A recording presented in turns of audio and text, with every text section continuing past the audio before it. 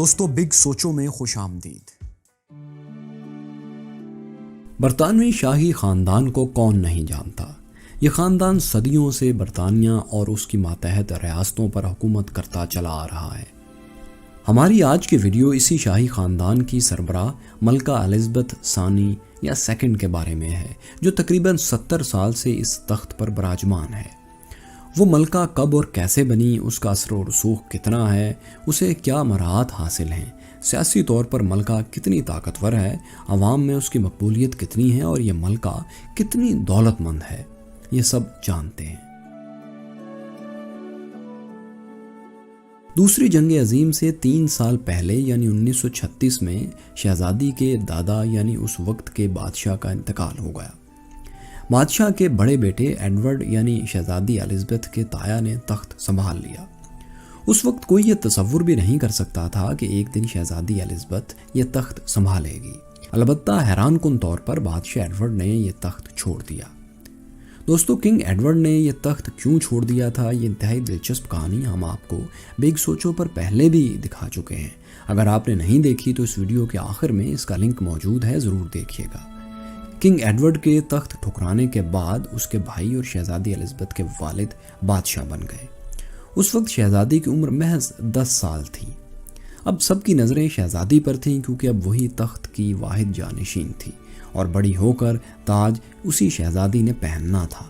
اب شہزادی کی تعلیم و تربیت پر خاص توجہ دینا شروع ہوئی۔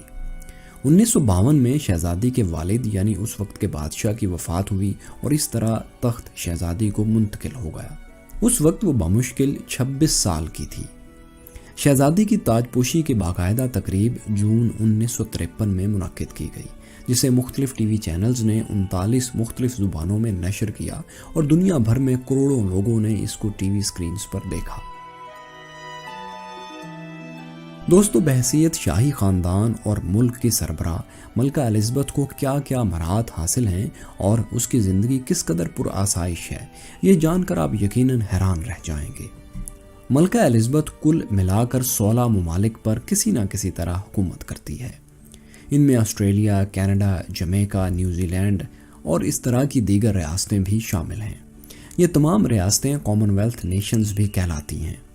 ان تمام ریاستوں میں ملکہ کا کردار ایک سربراہ مملکت کا سا ہے۔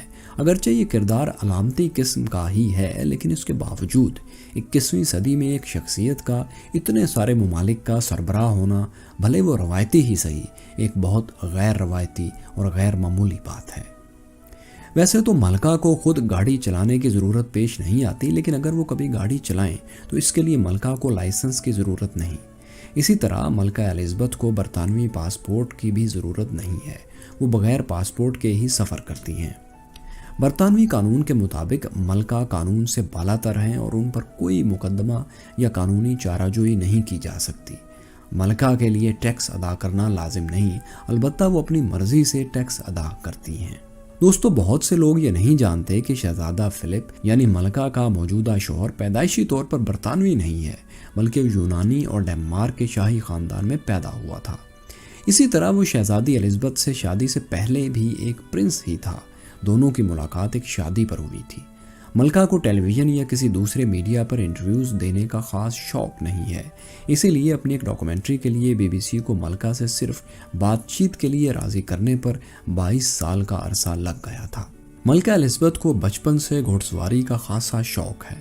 ملکہ اب بھی نہ صرف گھوڑ سواری کرتی ہے بلکہ باقاعدگی سے گھوڑ سواری کے مقابلے دیکھتی ہے۔ ملکہ کے اپنے گھوڑے بھی دوڑ میں حصہ لیتے ہیں۔ 1981 میں گھوڑ سواری کے دوران ملکہ پر ایک نوجوان نے فائرنگ کر دی تھی، البتہ ملکہ کو گولی نہیں لگی اور نشانہ خطا ہو گیا۔ اس حرکت پر اس نوجوان کے خلاف غداری کا مقدمہ درج کیا گیا تھا۔ 18 برس کے ہونے پر شہزادی نے اپنے والد سے آرمی میں جانے کی خواہش ظاہر کی تھی اور اس طرح شہزادی الزبتھ اپنے خاندان کی پہلی خاتون تھی جس نے فوج جوائن کی تھی۔ اس کو میکینکس اور ملٹری ٹرک ڈرائیونگ کی ٹریننگ دی گئی اور اس حیثیت سے شہزادی نے دوسری جنگ عظیم میں علامتی طور پر تھوڑا بہت حصہ بھی لیا تھا۔ جدید ٹیکنالوجی کو ملکہ الزبتھ بہت پسند کرتی ہے اور اس کو جلدی اڈاپٹ بھی کر لیتی ہے۔ کوئن الزبتھ نے پہلی بار ای میل 1976 میں بھیجی تھی۔ یعنی اس دور میں جب ٹیکنالوجی اور انٹرنیٹ تک رسائی صرف چند گنے چنے کمپیوٹر ماہرین یا پروفیشنل ہی کو حاصل تھی۔ ملکہ کے پاس ایک ذاتی شاعر بھی ہے۔ اس پوزیشن پر مشہور اور اچھا کام کرنے والے شعراء ہی کو رکھا جاتا ہے۔ ملکہ اور شاہی خاندان تقریباً 600 سے زائد خیراتی اداروں سے بھی منسلک ہیں۔ ملکہ کے ان اداروں سے صرف منسلک ہونے سے ان اداروں کو بہت فائدہ ہوتا ہے، کیونکہ ملکہ کی وجہ سے ان اداروں کو ملنے والے فنڈز میں بہت اضافہ ہو جاتا ہے۔ ملکہ الزبتھ کی سالگرہ سال میں 2 بار منائی جاتی ہے۔ ان کی اصل سالگرہ 21 اپریل ہے، جبکہ آفیشیل سالگرہ جون میں موسم خوشگوار ہونے پر کسی ہفتے کے دن منائی جاتی ہے۔ اس موقع پر ملک کے مختلف مقامات پر توپوں کی سلامی دی جاتی ہے اور کامن ویلتھ کے کچھ علاقوں میں عام تعطیل بھی ہوتی ہے۔ دوستو، ملکہ ہونے کے باوجود ملکہ الزبتھ کا برٹش گورنمنٹ پر مکمل کنٹرول نہیں ہے۔ ملکہ یا بادشاہ کے اختیارات اور کردار میں وقت گزرنے کے ساتھ ساتھ کافی کمی آئی ہے۔ ملکہ ریاست کی نمائندہ ہے، جبکہ حکومت کا نمائندہ منتخب وزیر اعظم ہوتا ہے۔ حکومت میں ملکہ کا کردار بہت ہی کم ہو چکا ہے۔ 1215 میں میگنا کارٹا معاہدے کے بعد طے پایا کہ شاہی خاندان کے اختیارات میں کمی کی جائے، اور اس طرح برٹش پارلیمنٹ وجود میں آئی تھی اور اس کے اختیارات میں اضافہ ہوتا چلا گیا۔ لیکن پارلیمنٹ سب فیصلے خود سے نہیں کر سکتی، اس کے لیے ملکہ کی توثیق بھی ضروری ہوتی ہے۔ ملکہ کے پاس یہ بھی اختیار ہوتا ہے کہ وہ کسی بھی منسٹر یا حکومتی نمائندے کے مشورے کو رد کر سکیں۔ ملکہ پارلیمنٹ بنانے اور ختم کرنے میں اہم کردار ادا کرتی ہیں، لیکن اپنا ووٹ نہیں ڈال سکتی۔ کوئی بھی بل پاس کروانا ہو تو پارلیمنٹ کی منظوری کے بعد اس کو ملکہ کی منظوری لازمی چاہیے ہوتی ہے۔ لیکن ایسا بھی نہیں ہے کہ ملکہ پارلیمنٹ کے دباؤ میں ہو۔ بحیثیت ملکہ وہ اپنی خواہش کا کام کروانے کے لیے دوسرے کئی راستے بھی استعمال کر لیتی ہے۔ اس کی ایک مثال بل پاس کروانے کا عمل ہے۔ عام طور پر یہی سمجھا جاتا ہے کہ اگر کوئی نیا قانون پاس کروانا ہو تو وہ پہلے پارلیمنٹ پاس کرتی ہے اور آخر میں اسے ملکہ کے پاس بھیجا جاتا ہے۔ حالانکہ دوسری ایک صورت یہ بھی ہوتی ہے کہ اگر یہ بل پاس ہو جانے کی صورت میں شاہی خاندان پر براہ راست اثر ڈالتا ہو تو یہ سب سے پہلے ملکہ کو بھیجا جاتا ہے۔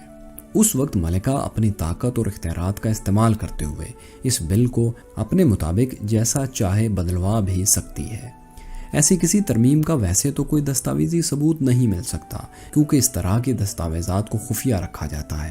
البتہ دلچسپ بات یہ ہے کہ دا گارڈین نے ایسے دستاویزات ڈھونڈ نکالے ہیں جن کے مطابق 1973 میں ملکہ نے اپنے ذاتی وکیل کی مدد سے مجوزہ بل میں ایسی ترامیم کروائیں جن سے ملکہ کی جائیداد اور اثاثوں پر کوئی نظر نہ رکھ سکے۔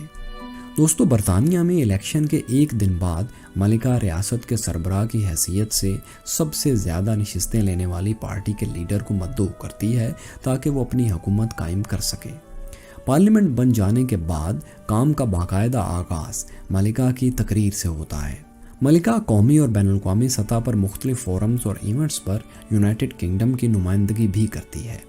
مختلف تہواروں اور خاص موقعوں پر تقاریب میں شرکت کرنا اور تقریر کرنا ملکہ کے فرائض میں شامل ہے۔ دوسرے ممالک کے نمائندوں کو یوکے میں دعوت بھی ملکہ کی طرف سے ہی دی جاتی ہے اور دوسرے ممالک کی دعوت پر ملکہ ہی برطانیہ کے یوکے کی نمائندہ بن کر جاتی ہیں۔ ملکہ اور وزیر اعظم کے درمیان ہفتے میں ایک ملاقات لازمی ہوتی ہے جس میں ملکہ کو اہم معاملات پر بریف کیا جاتا ہے۔ ملکہ برطانوی فوج کی کمانڈر ان چیف بھی ہوتی ہے۔ اگر ملک حالت جنگ میں ہوگا تو اس کا اعلان ملکہ کی طرف سے کیا جائے گا، البتہ ایسا حکومت کے مشورے سے ہی ہوتا ہے۔ ملکہ الزبتھ چرچ آف انگلینڈ کی سربراہ بھی ہے۔ سربراہ کی حیثیت سے اس چرچ کے بشپ وغیرہ بھی ملکہ کی منظوری سے بھرتی کیے جاتے ہیں، البتہ وزیر اعظم کا مشورہ بھی ضروری ہوتا ہے۔ برطانیہ کے شہریوں کو مختلف شعبوں میں نمایاں کارکردگی پر اعزازات دینا بھی ملکہ الزبتھ ہی کے فرائض میں شامل ہے۔ دوستو، ملکہ الزبتھ محض 6 برس کی عمر میں ہی اپنے پہلے گھر کی مالکن بن گئی تھی۔ یہ نہایت چھوٹا سا گھر تھا جو کہ شہزادی کو تحفے میں دیا گیا تھا۔ اب ملکہ کے ونڈسر کیسل اور بکنگم پیلس کے علاوہ مختلف مقامات پر 27 محلات اور بھی ہیں۔ ملکہ کے پاس 8 مہنگی ترین گاڑیاں بھی ہیں۔ ویسے تو ملکہ کی کل دولت اور تمام اثاثوں کا پتہ چلانا مشکل ہے، البتہ کہا جاتا ہے کہ وہ برطانوی شاہی خاندان کی سب سے امیر فرد ہیں ایک اندازے کے مطابق ملکہ کی کل دولت 530 ملین US ڈالر سے 11 بلین US ڈالرز تک ہے۔ ملکہ کا تاج تقریباً 3 سے 5 بلین پاؤنڈز کی مالیت کا ہے اور اس کا وزن 1.5 کلو سے بھی زیادہ ہے۔ اسے سونے، چاندی اور پلیٹینیم سے بنایا گیا ہے اور اس پر طرح طرح کے بیش قیمت جواہرات جڑے گئے ہیں۔ کوہ نور، جسے دنیا کا سب سے بڑا قیمتی اور وزنی ہیرا ایک زمانے تک سمجھا جاتا رہا، وہ بھی ملکہ کے تاج کا حصہ ہے۔ دلچسپ بات یہ ہے کہ ملکہ کے تاج پر ان مختلف ریاستوں کی علامات نقش کی گئی ہیں جہاں وہ حکومت کر رہی ہیں۔ اس کے علاوہ ملکہ کے پاس اپنی کیش مشین بھی ہے، یعنی ان کو کسی بینک جانے کی ضرورت نہیں۔ دریائے تھیمز میں تمام راج ہنس ملکہ کی ملکیت ہیں۔ اس کے ساتھ ساتھ برطانیہ کی تمام ڈالفنز بھی ملکہ کی ملکیت ہیں۔ ملکہ کی ملکیت میں ایک ہاتھی، 2 بڑے کچھوے، ایک تیندوا یعنی جیگوار بھی شامل ہیں۔ یہ جانور ملکہ کو مختلف شخصیات نے تحائف میں دیے تھے اور اب یہ جانور لندن زو کے پاس ہیں۔ دوستو، ملکہ الزبتھ کی عمر اب لگ بھگ 95 سال ہے اور انہیں شاہی تخت سنبھالے 70 سال 7 عشرے بیت چکے ہیں۔ ان کا دور حکومت برطانوی شاہی خاندان کا اب تک کا سب سے لمبا دور حکومت بن چکا ہے۔ اس عرصے میں UK کے 14 وزرائے اعظم بدلے جا چکے ہیں۔ ان 14 وزرائے اعظم میں ونسٹن چرچل سب سے پہلے تھے۔ ملکہ کے اس طویل عہد میں ہونے والے چند اہم واقعات کا ہم جائزہ لیتے ہیں۔ 1939 میں دوسری جنگ عظیم شروع ہوئی۔ اس وقت شہزادی کے والد تخت سنبھال چکے تھے۔ شہزادی کی والدہ کو ملک چھوڑنے کی تجاویز دی گئی تھی، البتہ انہوں نے اپنے شوہر یعنی اس وقت کے بادشاہ کو چھوڑ کر جانے سے انکار کر دیا اور شہزادی الزبتھ اور اس کی بہن کو لندن کے ہنگاموں سے دور UK میں ہی اسکاٹ لینڈ کے محل میں بھیج دیا گیا۔ اس وقت شہزادی الزبتھ محض 13 برس کی تھی۔ نومبر 1953 سے مئی 1954 کے عرصے میں ملکہ نے کل 13 ممالک کا دورہ کیا۔ اس دوران ملکہ نے ملک کی سربراہ کی حیثیت سے پہلی بار آسٹریلیا اور نیوزی لینڈ کا دورہ بھی کیا۔ اس سے پہلے کبھی بھی برطانوی شاہی خاندان کا کوئی فرد آسٹریلیا یا نیوزی لینڈ کے آفیشیل دورے پر نہیں گیا تھا۔ 1960 اور 70 کی دہائیوں میں 20 سے زائد قومیں برطانیہ سے الگ ہو گئیں۔ ان میں زیادہ تر افریقہ کے ممالک شامل تھے۔ ان کالونیز کے خاتمے کے بعد برطانیہ اور یورپ کے باقی ممالک کے تعلقات میں بھی بہتری آئی اور 1973 میں برطانیہ یورپین اکنامک کمیونٹی، جو کہ اب یورپی یونین ہے، اس کا مستقل رکن بھی بن گیا۔ 1969 میں ملکہ کا بڑا بیٹا پرنس چارلز تخت کا جانشین مقرر ہو گیا۔ 1981 میں پرنس چارلز کی لیڈی ڈیانا سے شادی ہو گئی۔ دوستو، شہزادی ڈیانا اور ملکہ الزبتھ کے اختلافات کو ہمیشہ انٹرنیشنل میڈیا میں بہت کوریج ملی ہے۔ 1997 میں شہزادی ڈیانا کی موت پر بھی ملکہ کی جانب سے سرد مہری کا رویہ دیکھنے میں آیا، جس نے کئی سوالات کو جنم دیا۔ اس وقت جب پوری دنیا شہزادی ڈیانا کی وفات پر سوگ میں تھی، ایسے میں ملکہ کی خاموشی اور بکنگم پیلس میں پرچم کو سرنگو نہ کیا جانا ایک حیران کن بات تھی، جس کی وجہ سے عوام ملکہ سے بہت مایوس ہوئے، کیونکہ شہزادی ڈیانا کی مقبولیت عوام میں بہت زیادہ تھی۔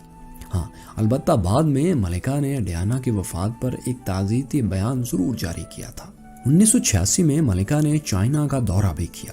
ملکہ الزبتھ 1991 میں امریکی کانگریس کے مشترکہ سیشن سے خطاب بھی کر چکی ہیں۔ ملکہ الزبتھ کو تخت سنبھالے 50 سال مکمل ہونے پر 2002 میں زبردست جشن منایا گیا تھا، جس میں دریائے تھیمز میں بحری جہازوں کی پریڈ بھی کروائی گئی تھی۔ 2011 میں ملکہ الزبتھ نے ریپبلک آف آئرلینڈ کا دورہ کیا۔ اس سے پہلے برطانوی شاہی خاندان کی طرف سے آئرلینڈ کا دورہ آخری بار 1911 میں کیا گیا تھا، جب آئرلینڈ ابھی UK کا حصہ تھا۔ دوستو، پاکستان 1956 میں اسلامی جمہوریہ پاکستان بنا تھا، یعنی آزادی کے 9 سال تک پاکستان علامتی طور پر برٹش امپائر سے منسلک تھا۔ 1956 میں قانونی طور پر یہ لحاق ختم ہوا۔ اس سے پہلے قانونی طور پر ملکہ الزبتھ پاکستان کی بھی ملکہ ہی تھی۔ ملکہ الزبتھ نے 2 بار پاکستان کا دورہ کیا۔ جب اس نے پہلا دورہ 1961 میں کیا تو پرنس فلپ بھی اس کے ساتھ تھا۔ ملکہ نے کراچی، پشاور، کوئٹہ، لاہور اور شمالی علاقہ جات کا دورہ کیا۔ شاہی جوڑے کو دیکھنے کے لیے لوگوں کی بڑی تعداد موجود رہی۔ ملکہ نے پاکستان کو اسلامی دنیا کی ایک بڑی طاقت قرار دیا تھا۔ دوسرا دورہ 1997 میں ہوا۔ دوستو، برطانیہ کی تاریخ میں پہلے بھی ایک کوئین الزبتھ گزر چکی ہے۔ اس طرح آفیشلی پہلی والی کوئین الزبتھ اول اور موجودہ کوئین الزبتھ کو کوئین الزبتھ ثانی یا دوم کے نام سے جانا جاتا ہے، لیکن عام طور پر کوئین الزبتھ دوم سیکنڈ کو ہی کوئین الزبتھ کہا جاتا ہے۔ ملکہ الزبتھ ثانی کا پورا نام الزبتھ الیگزینڈرا میری ونڈسر ہے۔ یہ 21 اپریل 1926 کو انگلستان کے شہر لندن میں پیدا ہوئی۔ اس وقت تخت شہزادی الزبتھ کے دادا یعنی جارج پنجم کے پاس تھا۔ شہزادی کی ابتدائی تعلیم کا آغاز گھر ہی سے ہوا تھا۔ شہزادی کی تعلیم کے لیے بہترین اساتذہ گھر پر آیا کرتے تھے۔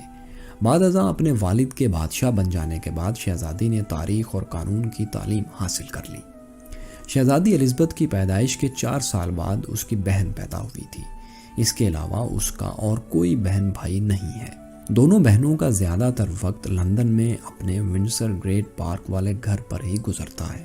یہ کہنا بجا ہے کہ بچپن سے ہی شہزادی کو خوب نازوں میں رکھا گیا تھا۔ شہزادی الزبتھ کی شہزادہ فلپ سے پہلی ملاقات 8 برس کی عمر میں ہوئی تھی۔ 20 نومبر 1947 میں یعنی 21 برس کی عمر میں شہزادی کی شہزادہ فلپ سے شادی ہو گئی۔ اس شادی کو دنیا بھر میں خوب شہرت ملی۔